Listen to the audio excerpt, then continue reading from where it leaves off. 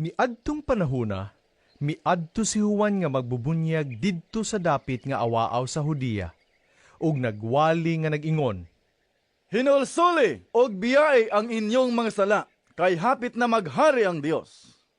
Si Juan mao ang gihisgutan ni Propeta Isaias sa iyang pag-ingon.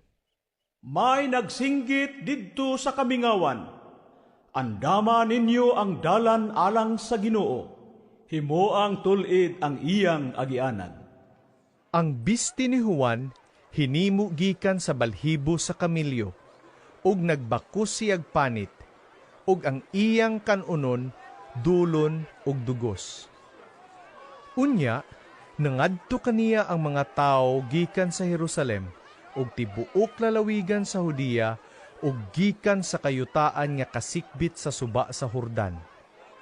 Gisugid nila ang ilang mga sala, ug gibunyaga niya sila didto sa suba sa Hordan. Sa pagkakita ni Juan nga may daghang Parisiyo ug Sadusiyo nga nanuol kaniya aron magpabunyag, giingnan niya sila.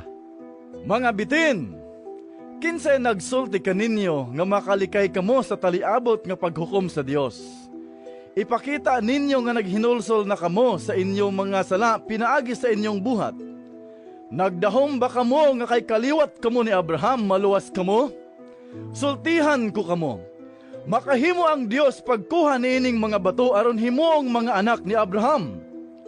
Gani giandam na sa Dios ang atsa aron iputol sa mga kahoy diha sa mga gamot. Ang tanang kahoy nga dili mamunga og maayong bunga, putlon og isugnod sa kalayo. Ako nagbunyag kaninyo pinaagi sa tubig, aron pagpakita nga naghinulsol og mibiya kamo sa inyong mga sala.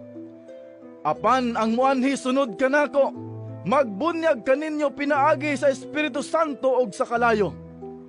Siya mas gamhanan kay kanako, og dili ako angay bisan gani sa pagbitbit sa iyang sandalyas. Naggiok siya og nagpalid aron lainon ang uhot gikan sa mga lugas. Tigumon niya ang mga lugas didto sa kamalig, apan ang mga uhot iyang sunugon sa kalayo nga dili mapalong.